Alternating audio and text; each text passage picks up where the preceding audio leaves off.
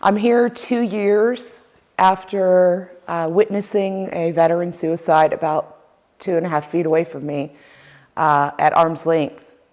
Someone I loved very much, who was a combat veteran that I, as a lawyer and a veteran, really strove to help. He didn't have a program like this to go to. There just were none available in the area that we lived in. And coming here and knowing that he could have experienced something like this had we known about it would have really changed a lot of things. We tried some local therapies, forming equestrian type horse therapies and different other programs, but they were all, they weren't very immersive. And I was scared to come after that type of an experience. And I thought, well, there's nothing that's going to really break through this veneer of non-trust. And then I got signed up by accident by another friend who had been here, and came to me and said, Dot, you really ought to go. I think it'll help with your focus and getting back into the stream of life after grief. And he was right. I got back to being able to, at least for these 5 days, remember what it felt like just to be myself, not to have to be the advocate, the lawyer, the veteran, the daughter. I could just be Dorothy. And I got accepted by peers of my own. I didn't have to explain and talk about every little detail so that they could understand the context of what I was going through, because they'd already been there. It helped put another armor of life in front of me to help protect me going forward. I get to bring home some really great coping skills, some really great techniques, and I know I won't be alone. I know I can call back. I can reacquaint myself with everyone here. And you might think, well, 5 days, maybe you're under some type of an illusionment, but I've got to tell you that I've been in therapy for PTSD, MST for, over 20 years. And I know what works when I'm around it, and I know what I want to re-engage in when I leave. This program helps. So I say you might as well jump, right? You might as well just jump right on into wellness and healthcare, and let your brothers and sisters heal with you. It's a great start. It's a great step, and I think you'll enjoy it. The very worst thing is you might leave with just knowing how to breathe better, right? But you could leave taking everything you've learned here with you. And I would say, just do it. Stop waiting. Stop being afraid. I tried to talk myself out of coming here just a couple days beforehand, and found myself trying to find all the excuses of why I couldn't leave this case, that meeting, this meeting. And I went around asking everyone, don't you think I ought to just probably stay here? And every one of them were like, just go. Go and be you. Learn about you again. Because I lost a lot of myself for 2 years. I stayed in a bed and I cried for 2 years. And that didn't solve anything. While I was here, I was able to use some of the therapies that they've provided to be able to not overcome those things overnight, but I have a really good post-traumatic growth plan to follow now.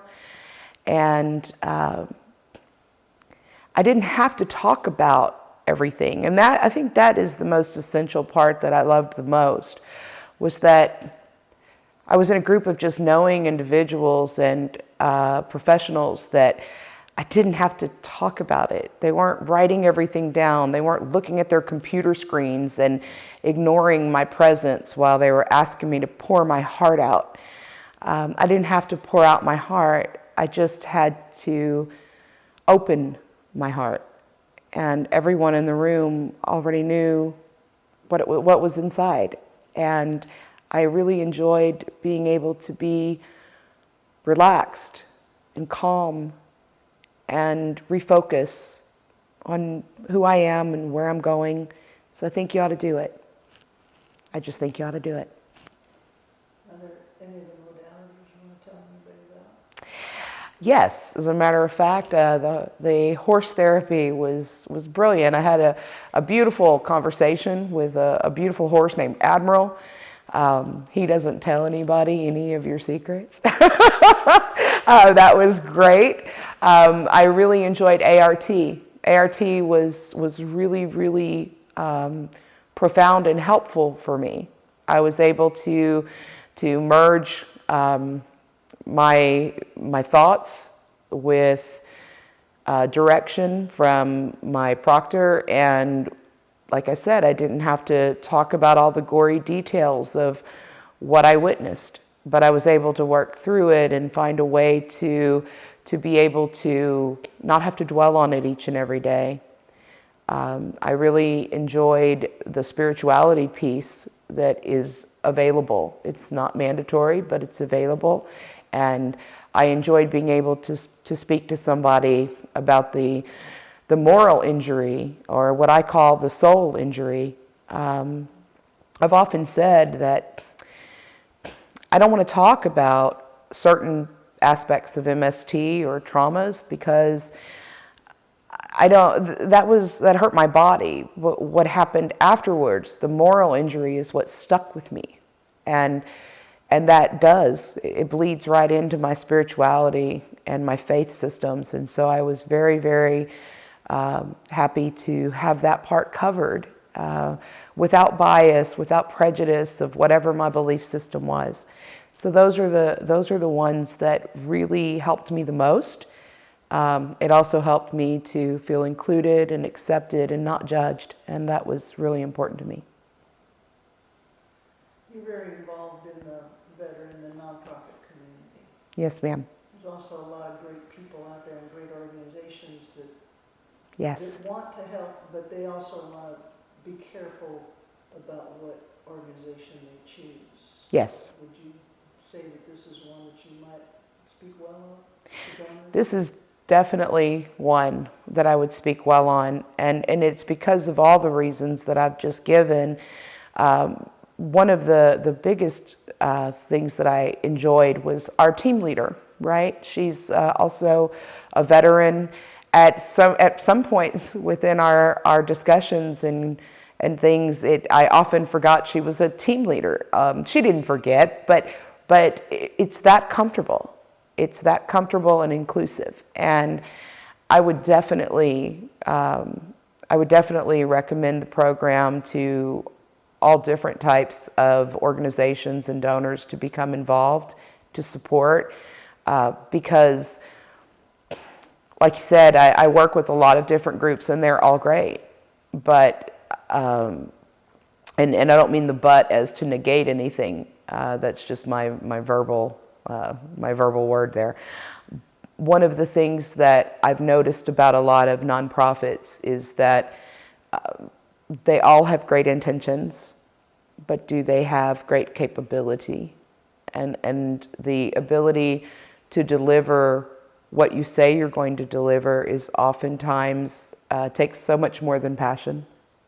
I feel like it was delivered here. Everything that I was told would be available to me was available and more. I like it. Yeah. What can we do better? Well, I don't think that that's really a better piece. I think there are some great suggestions that all of us have had, and one of them that we all shared as a group was maybe teaching nutrition with maybe an interactive cooking session to show how easy it is to pre-pack some healthful meals and things. Because sometimes when you're dealing with trauma and depression and all that goes with it, you have the motivation and you want to do it. But then when you get the groceries home, or you don't know how to buy them perhaps, so those kinds of things. And I really like farm to market type things. It also gets you out of the house. It gets you into the sunshine. So I would think a suggestion maybe on the nutrition piece would be great. Yeah. Great. Thank you so very much.